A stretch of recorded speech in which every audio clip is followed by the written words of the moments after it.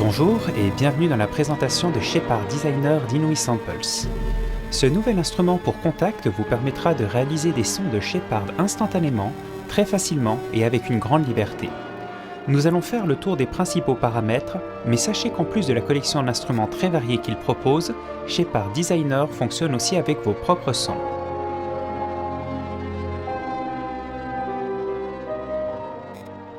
Le paramètre le plus important est le bouton de vitesse situé au centre. Il vous permet de contrôler la direction du son de Shepard et sa vitesse.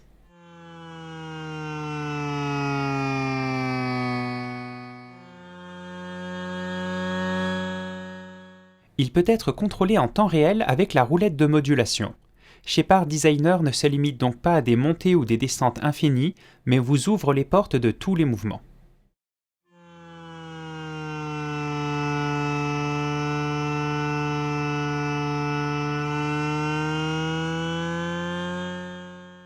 Dans la colonne de droite, le premier bouton vous permet de choisir si vous souhaitez synchroniser le bouton de vitesse avec votre séquenceur, en mesure par octave, ou hors de toute contrainte de tempo, en seconde par octave.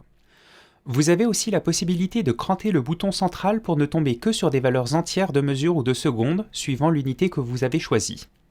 Le bouton Fast, Medium, Slow vous donne accès à 3 plages de vitesse pour le bouton central, afin de pouvoir régler votre effet précisément que vous travaillez sur des pentes très lentes ou très rapides.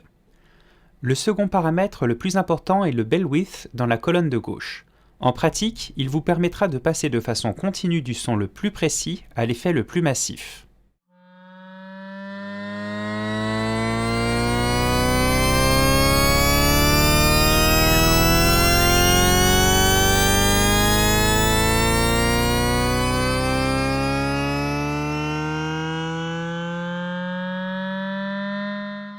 Les sons classiques de Shepard se situeront dans la partie centrale, mais avec ce contrôle, vous pouvez être beaucoup plus fin ou encore plus large.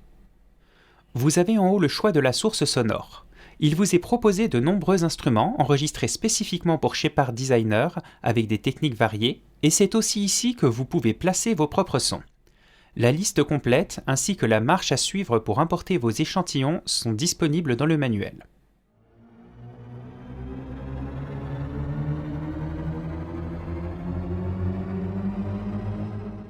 Vous disposez de réglages d'attaque et de release classique, ainsi que d'un LFO intégré qui s'appliquera sur le bouton de vitesse. Vous pouvez l'activer à tout moment.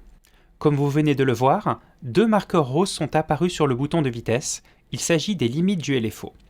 Pour les régler, allez dans l'onglet dédié, puis ajustez l'amplitude du LFO, sa position centrale, sa période, qui sera indiquée en secondes ou en mesures suivant l'unité que vous avez choisie pour le bouton de vitesse, une forme d'onde parmi les 5 proposées, et la position au démarrage du son sur cette forme d'onde. Vous disposez aussi de quelques réglages spécifiques pour les cas particuliers. La possibilité de continuer ou d'arrêter le mouvement pendant le release, si vous souhaitez laisser mourir le son sur une hauteur précise par exemple. La possibilité de ne pas tenir compte des changements de tempo ou de mesure situés après le début de la note, si vous souhaitez privilégier l'uniformité de la pente au synchronisme entre les arrivées d'octave et les débuts de mesure. Un espace pour renommer les sources que vous avez importées, un réglage de qualité de traitement qui vous permettra, suivant vos besoins, d'être encore plus précis ou d'alléger le processeur. Comme vous l'avez vu, Shepard Designer est un instrument à la fois simple et complet qui s'intégrera facilement dans votre mode de travail, que vous ayez besoin de créer une maquette en temps record ou de peaufiner un effet avant de rendre votre mixage définitif. Pour plus d'informations, vous pouvez télécharger le manuel sur le site, les liens sont dans la description, et si vous avez des questions, n'hésitez pas à les poser dans les commentaires ou à me contacter. En vous souhaitant de belles créations, c'était Nelson Malleus pour Inouï Samples.